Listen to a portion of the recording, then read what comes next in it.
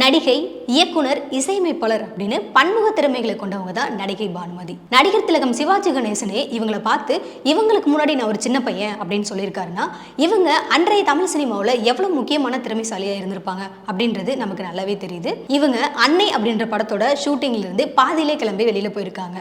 அது மட்டும் இல்லாம இனிமே இந்த படத்துல நடிக்கவே மாட்டேன் அப்படின்னு சொல்லிட்டு போயிருக்காங்க. எதனால அவங்க இப்படி சொல்லியிருப்பாங்க? இந்த நிகழ்ச்சியில அதை பத்தி திரைப்பட தயாரிப்பாளர் மற்றும் இயக்குனருமான சித்ரா லட்சுமணன் சார் நம்ம கூட ஷேர் பண்ணியிருக்காங்க.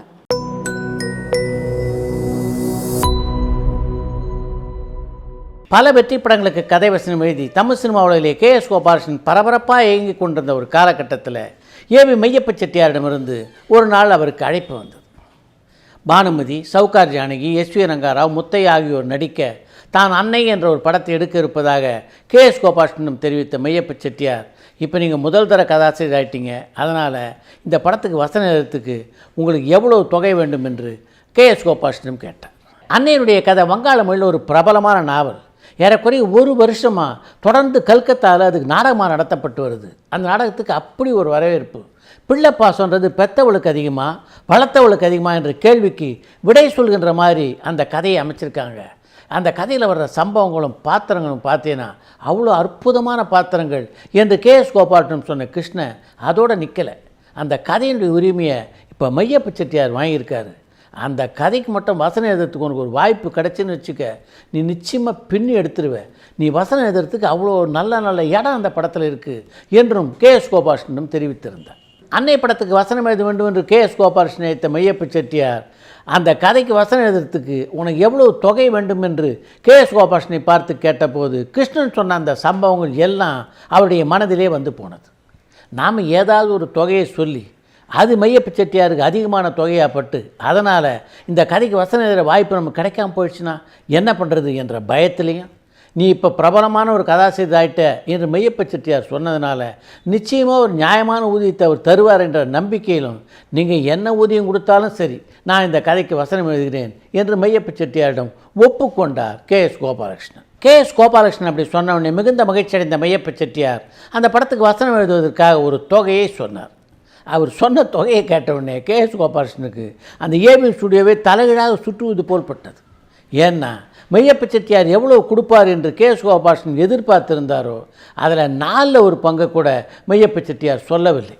இருந்தாலும் தன் மனதிலே ஏற்பட்ட ஏமாற்றத்தை வெளிக்காட்டி கொள்ளாமல், அதான் நான் சொல்லிட்டேனே, நீ எவ்வளோ சம்பளம் கொடுத்தாலும் எழுதித்தரேன்னு, நான் எழுதித்தரேன் என்று ஒப்புக்கொண்டார் கே.எஸ். கோபாலகிருஷ்ணன். கே.எஸ். கோபாலகிருஷ்ணன் அப்படி சொன்ன உடனே அந்த கதையினுடைய ஃபைலை எடுத்து கே.எஸ். கோபாலகிருஷ்ணன் கொடுத்த மெய்யப்ப செட்டியார் கூடவே முன்பணமாக ஒரு தொகையையும் அவரிடம் கொடுத்து விட்டு, எவ்வளோ நாளில் இந்த வசனத்தை எழுதி முடிப்பீங்க என்று அவரிடம் கேட்டார்.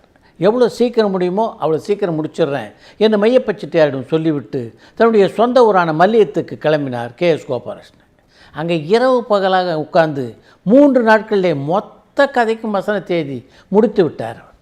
முடித்த உடனே நேராக அந்த வசன ஃபைல் எடுத்துக்கிட்டு மெய்யப்ப செட்டியாரை பார்ப்பதற்காக ஏபி ஸ்டுடியோவுக்கு வந்தார். ஏபி மெய்யப்ப செட்டியார் முன்னாடி அந்த வசனம் எழுதிய ஃபைலை வச்சுட்டு, வசனம் மொத்தத்தையும் எழுதி முடிச்சிட்டேன், நீங்கள் படித்து பார்த்துங்க என்று கே.எஸ். கோபாலகிருஷ்ணன் சொன்ன உடனே, என்னது 3 நாளில் மொத்த வசனத்தை எழுதி முடிச்சிட்டிங்களா என்று ஆச்சரியப்பட்டு போன மெய்யப்ப செட்டியார், உங்கள் சம்பளத்தை ரொம்ப குறைச்சிட்டன்றதுக்காக அடின்னு அடித்து விட்டீங்களோ என்று கே.எஸ். கோபாலகிருஷ்ணனை பார்த்து கேட்டார். நான் எழுதியிருக்க மொத்த வசனத்தை நீங்கள் படித்து பாருங்கள். ஏதாவது ஒரு காட்சிக்கு நான் எழுதியிருக்க வசனம் உங்களுக்கு பிடிக்கலன்னா என்கிட்ட சொல்லுங்கள், நான் திரும்ப எழுதித்தரேன், அதை பற்றி பிரச்சனை இல்லை என்று கே.எஸ். கோபாலகிருஷ்ணன் சொன்னவுடன் அந்த வசன பயிர் எடுத்து ஒரு வரி கூட விடாமல் படிக்கத் தொடங்கினார் மெய்யப்ப செட்டியார்.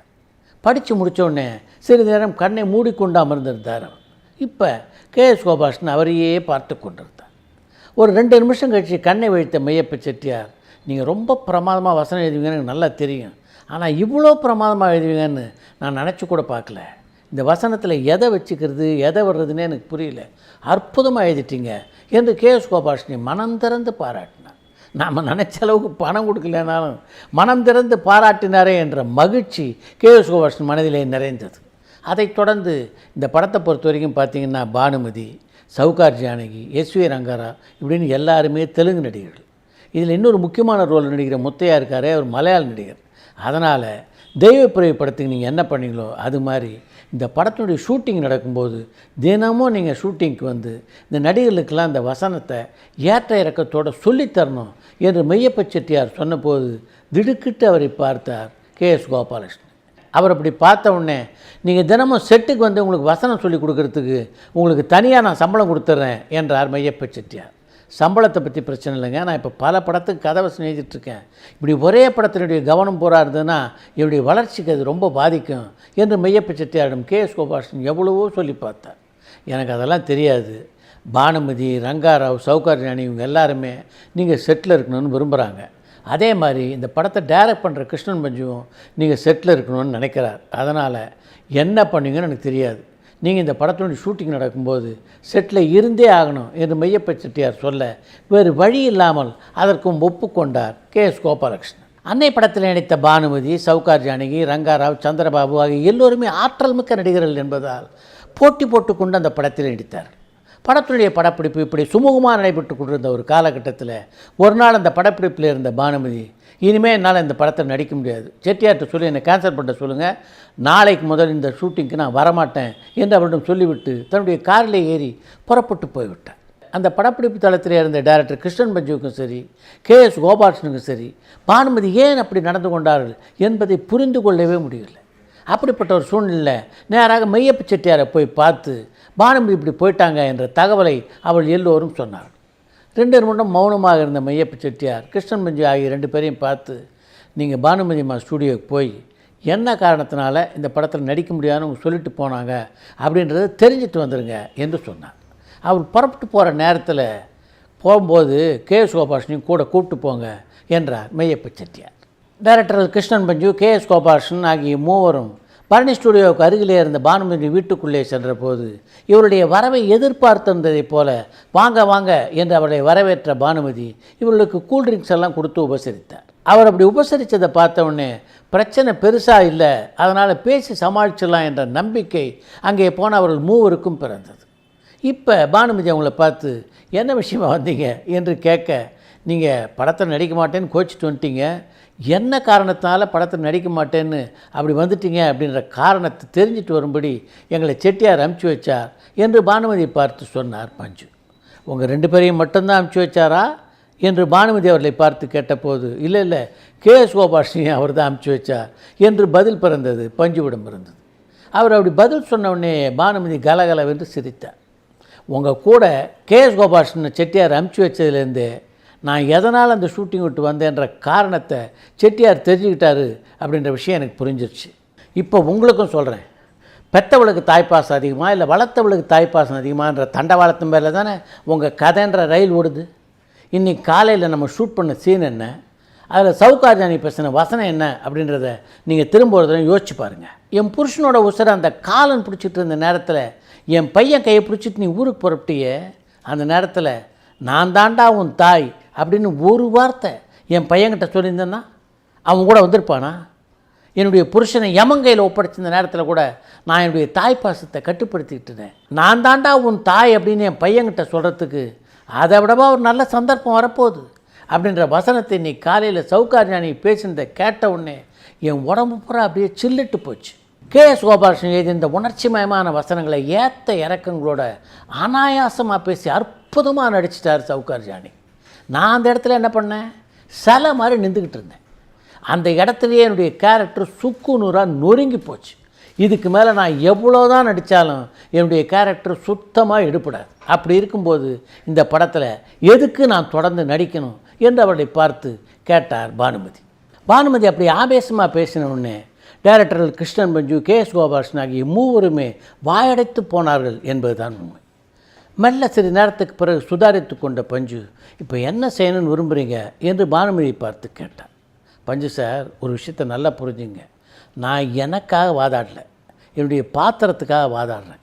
இந்த பாத்திரம் ஜெயிச்சாதான் இந்த படம் வெற்றி பெறும், இல்லைன்னா நீங்கள் நினைக்கிற வெற்றி இந்த படத்துக்கு கிடைக்காது. அதனால் நான் சொல்கிறத கொஞ்சம் தயவு செய்து கேளுங்க.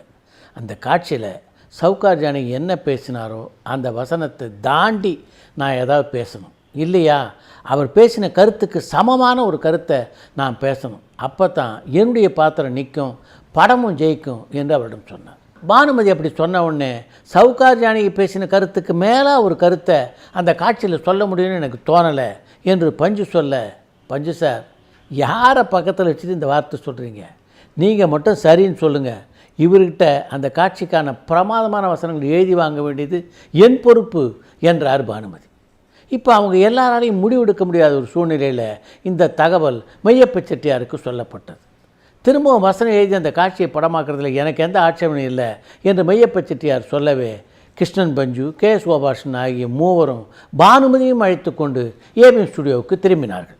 ஏபிஎம் ஸ்டுடியோவுக்கு வந்தவுடனே, கேஜி இனிமேல் உங்கள் பாடு அந்த அம்மா பாடு, எப்போ நீங்கள் வசனம் தயார்னு சொல்கிறீங்களோ அப்போ நாங்கள் படப்பிடிப்புக்கு தயார் அப்படின்னு அவர்கிட்ட சொல்லிவிட்டு கிருஷ்ணன் பஞ்சும் அந்த படப்பிடிப்பு தளத்தில் ஒரு ஓரமாக நாற்காலி போட்டு அமர்ந்து கொண்டார். இப்போ பானுமதி அங்கே இருந்த ஒருவரிடம் 2 நாற்காலி கொண்டு வர சொன்னார். அதில் ஒரு நாற்காலியில் கே.எஸ். கோபாலகிருஷ்ணன் உட்கார சொல்லிவிட்டு இன்னொரு நாற்காலியில் அமர்ந்து கொண்டார் பானுமதி. அப்போ கே.எஸ். கோபாலகிருஷ்ணனுக்கு மூக்குப்பொடி போடுகின்ற வழக்கம் இருந்தது. அது பானுமதிக்கு நல்லா தெரியும். அதனால் கேஜியை பார்த்து, நீங்கள் ஒரு காப்பியை குடிச்சிட்டு வெத்தலை பாக்கு போடுங்க, அப்புறம் இந்த மூக்குப்பொடியை ஒரு இழுப்பு இழுத்திங்கன்னா வசனம் அதுவாக வந்து கொட்டும் என்று கே.எஸ். கோபாலகிருஷ்ணனை உபசரித்தார். அவர் இப்படி கோபாலகிருஷ்ணனை உபசரிக்கின்ற காட்சியை அந்த படப்பிடிப்பு தளத்தில் இருந்த எல்லோரும் வேடிக்கை பார்த்தார். அவங்க போதாது என்று அங்கே வந்த மையப்ப செட்டியாரும் ஒரு ஓரமாக நாற்காலி போட்டு அவர்களை ரசித்து பார்த்தபடி இருந்தார். அடுத்த அரை மணி நேரத்தில் அந்த காட்சிக்கான வசனத்தை எழுதி முடித்த கே.எஸ். கோபாலகிருஷ்ணன் பானுமதியிடம் அதை படித்து காட்டினார். தங்கச்சி, என்னுடைய அந்தரங்க உணர்ச்சியை புரிஞ்சிக்காமல் நீ ஆவேசப்படுற. ஒரு தாய்க்கு பல பிள்ளைகள் இருக்கலாம். அந்த எல்லா பிள்ளைகளுக்கும் அந்த தாய் தன்னுடைய அன்பையும் பாசத்தையும் பகிர்ந்து கொடுக்கலாம். ஒரு தாயால் அது முடியும். ஆனால் ஒரு பிள்ளைக்கு 2 தாய் இருக்க முடியாது. அப்படி 2 தாய் இருந்தால் அந்த 2 தாயும் காட்டுற பாசத்தையும் அன்பையும் அந்த பையனால் தாங்கிக்க முடியாது. இந்த ஜீவன் உயிரோடு இருக்க வேண்டுமானால் அதற்கு ஒரு தாய் தான் இருக்கணும். அந்த ஒரு தாய் நீயா நானான்றதை நீயே முடிவு பண்ணிக்க என்ற பெரியவள் சொன்னவுடனே இளையவள் அப்படியே விக்கித்து போய் நிற்கிறார் என்று அந்த காட்சியை கே.எஸ். கோபாலகிருஷ்ணன் படித்து முடித்த உடனே, இதோ வந்துருச்சில்ல வசனம், நான் படப்பிடிப்புக்கு தயார் என்று உரக்க குரல் கொடுத்தார் பானுமதி. அடுத்த 10வது நிமிடத்திலே படப்பிடிப்பு தொடங்கியது. கே.எஸ். கோபாலகிருஷ்ணன் எழுதிய புதிய வசனங்களை பானுமதி அற்புதமாக பேசி முடிக்க அந்த படப்பிடிப்பு தளத்தில் இருந்த அத்தனை பேரும் கைத்தட்டி பாராட்டினார்கள். இந்த கைத்தட்டெல்லாம் பானுமதிக்கா இல்லை நம்ம வசனத்துக்கா என்று கே.எஸ். கோபாலகிருஷ்ணன் நினைத்து கொண்ட நேரத்திலே அவரை கையை பிடித்து அந்த அரங்கத்துக்கு வெளியே அழைத்து சென்றார் மெய்யப்ப செட்டியார். இந்த படப்பிடிப்புக்கு நீங்கள் தினமும் வரணும்னு நான் சொன்னேனே, அதுக்கான காரணம் இப்போ புரியுதா?